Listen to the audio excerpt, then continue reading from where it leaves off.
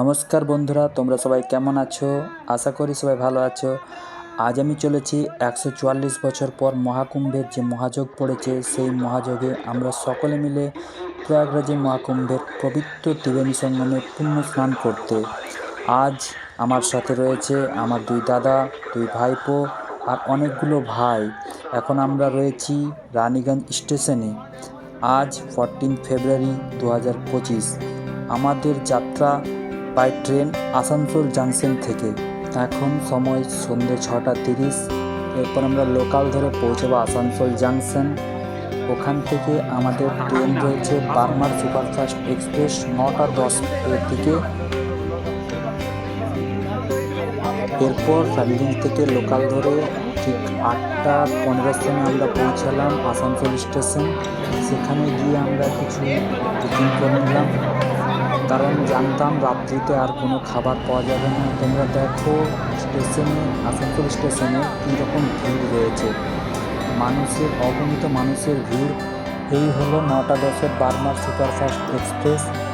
কিন্তু ট্রেনটিতে অত্যাধিক ভিড় থাকার জন্য আমাদের 14 জনের টিমের মেম্বারের মধ্যে 6 জন কেবলমাত্র চাপতে পেরেছিল। বাকি 8 জন অগত্যা পরের ট্রেনের জন্য অপেক্ষা করতে হলো। আমাদের নেক্সট ট্রেন 1233 বিভূতি এক্সপ্রেস রাত্রি 10:30 নাগাদ আমাদের ট্রেন এসে পৌঁছালো আসানসোলে, এবং ওখান থেকে আমরা প্রয়াগরাজের উদ্দেশ্যে যাত্রা শুরু হলো। পাটনা পর্যন্ত কোনোরকম সিট আমরা পাইনি। পাটনা পেরিয়ে একটা দাদা আমাদের একটা সিট দিয়েছিল। ঠিক করে ঠিক দুপুর 12টা নাগাদ আমরা পৌঁছালাম ঝুসি স্টেশনে। গুগল দাদা বলল এটাই নাকি সবচেয়ে নিকটতম স্টেশন সঙ্গম যাবার। তাই আমরা এখানে নেমে পড়লাম এবং রওনা দিলাম সঙ্গমের উদ্দেশ্যে। এই ট্রেনটির লাস্ট স্টেশন ছিল প্রয়াগরাজ রামবাগ, কিন্তু ওখান থেকে ডিস্টেন্স একটু বেশিই দেখাচ্ছিল, তাই আর প্রয়াগরাজ রামবাগের দিকে গেলাম না আমরা।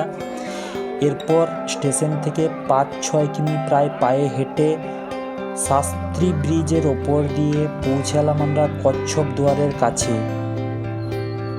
এটাই হলো সেই শাস্ত্রী ব্রিজ। আমরা ওপর দিয়ে পায়ে হেঁটে পৌঁছালাম। তোমরা ওপর থেকে ভিউগুলো দেখতে থাকো।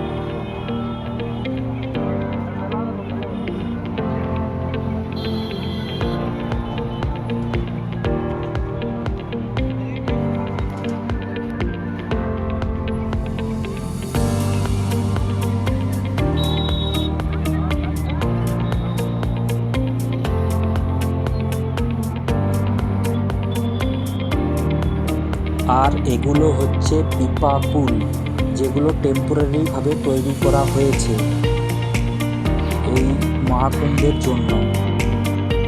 তোমরা ওর উপর দিয়েও চাইলে হেঁটে পারাপার করতে পারো, কিন্তু আমরা ওপর থেকে ভিউ দেখার জন্য আমরা এই ব্রিজটাকে বেছে নিয়েছিলাম।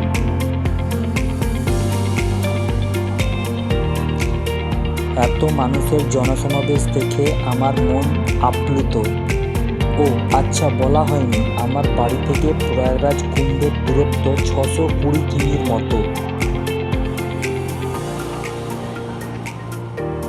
তোমরা সকলেই জানো এখনো পর্যন্ত একটা পুণ্য স্নান বাকি, 26 তারিখ শিবরাত্রির দিন, কুম্ভ মেলার শেষ দিন এবং শেষ পুণ্য স্নান। যদি কারো ইচ্ছে থাকে তাহলে আর দেরি না করে চলে আসুন। অমূল্য অভিজ্ঞতা লাভ হবে, সেটাই আসল অমৃত।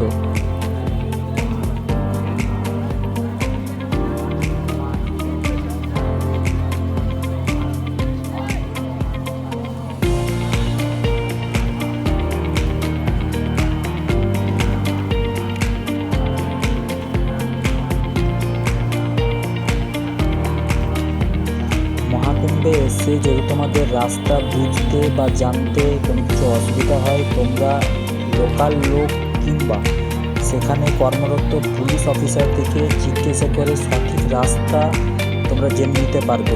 আমরা যেমন এই বাম পাশে চলে গিয়েছিলাম, আবার সঠিক রাস্তা জেনে সোজা গন্তব্যের দিকে চলে যাচ্ছি।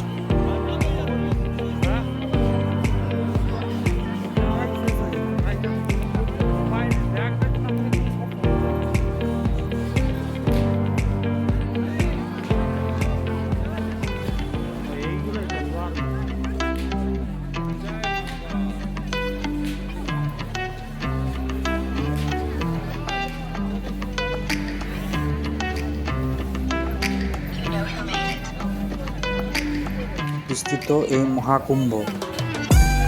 তোমরা এই সোজা যেটা দেখতে পাচ্ছ এটা হলো কচ্ছপ দুয়ার। এর সোজাসুজি গেলেই তোমরা পৌঁছে যেতে পারবে সঙ্গমের সামনে।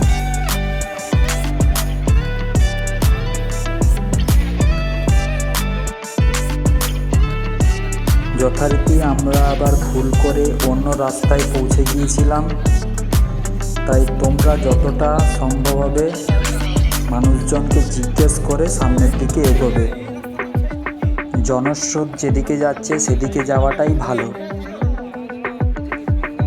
আর এখানে গুগল ম্যাপ ঠিকঠাক কাজ করছিল না, নেটওয়ার্কের খুব ডিস্টারবেন্স ছিল।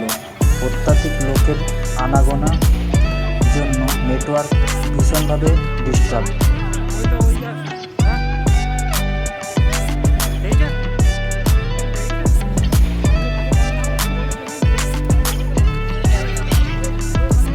অবশেষে এসে পৌঁছালাম মহাকুম্ভে।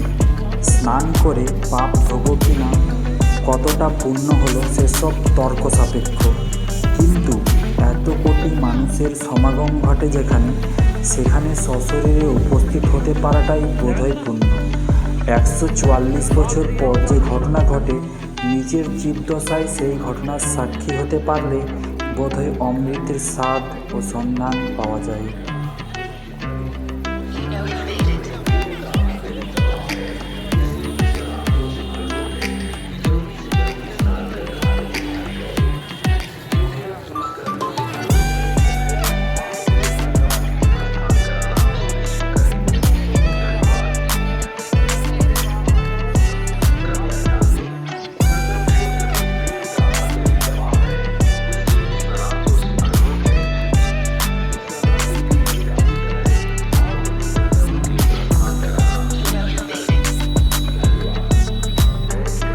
এটা হলো নন্দী দুয়ার। কচ্ছপ দুয়ারে বের করে এসে তোমরা পৌঁছবে নন্দী দুয়ারে। এই দ্বারগুলো দেখতে পেলেই বুঝতে পারবে তোমরা সঠিক পথে সঙ্গমের দিকে এগোচ্ছ।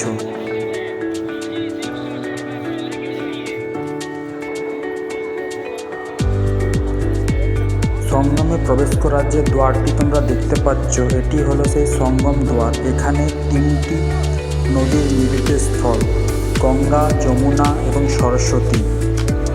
ওপরে তোমরা দেখতে পাচ্ছ গঙ্গা মা, সরস্বতী মা এবং যমুনা মায়ের চিত্র দেওয়া আছে।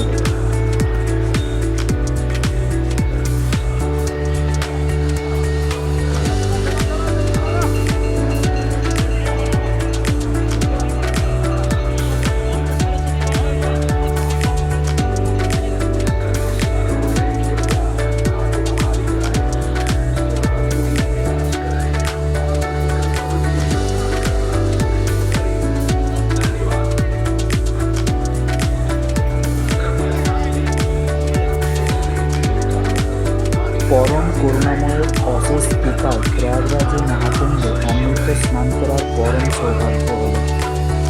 আজ থেকে আমরা নিষ্পাপ, আমাদের সব পাপ গঙ্গায় ধুয়ে গেছে। হর হর গঙ্গে।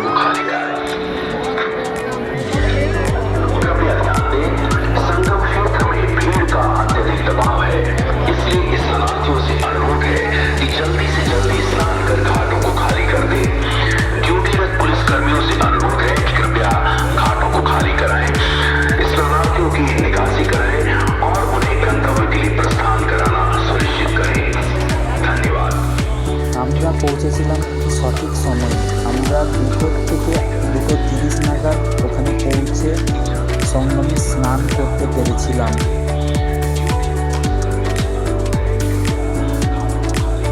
যারা তোমরা 26শে ফেব্রুয়ারি শিবরাত্রির দিন মহাকুম্ভ আসবে, তোমরা চেষ্টা করবে লাগেজ কম আনার। আমি ভুল করে লাগেজ একটু বেশি নিয়ে গিয়েছিলাম, যার জন্য আমাকে অনেকটা কষ্ট পেতে হয়েছে। আমি চাইবো তোমরা সেই ভুলটা না করো। যতটুকু দরকার সেই সমস্ত জিনিস শুধুমাত্র আনবে। কিছু খাবার,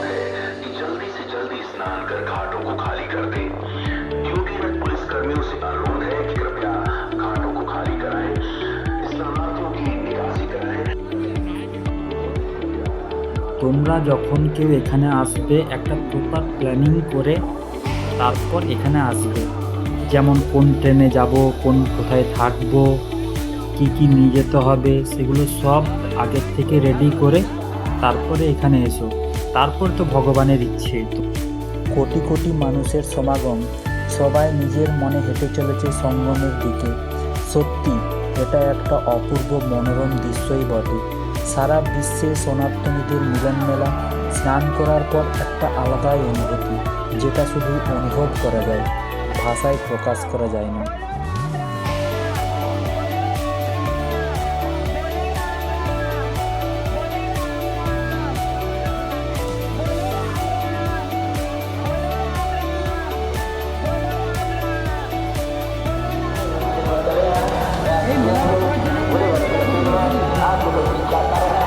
কিছুদিন পর পরে হয় না, আর এই সূর্যটা দেখো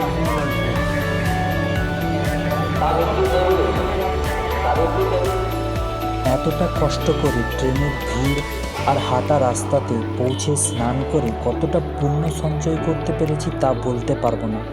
তবে এটা ঠিক আলাদাই একটা মনের শান্তি পেয়েছি। সব থেকে বড় এরকম একটা অ্যাডভেঞ্চার যা বলে বোঝানো শক্ত। অতিরিক্ত ধুলো থাকার কারণে দেখলাম একটা ট্যাঙ্কার গাড়ি জল দিচ্ছিল রাস্তাতে, যার ফলে ধুলোর পরিমাণ কম ছিল। তোমরা অবশ্যই সাথে করে 2টো মাস্ক নিয়ে আসবে।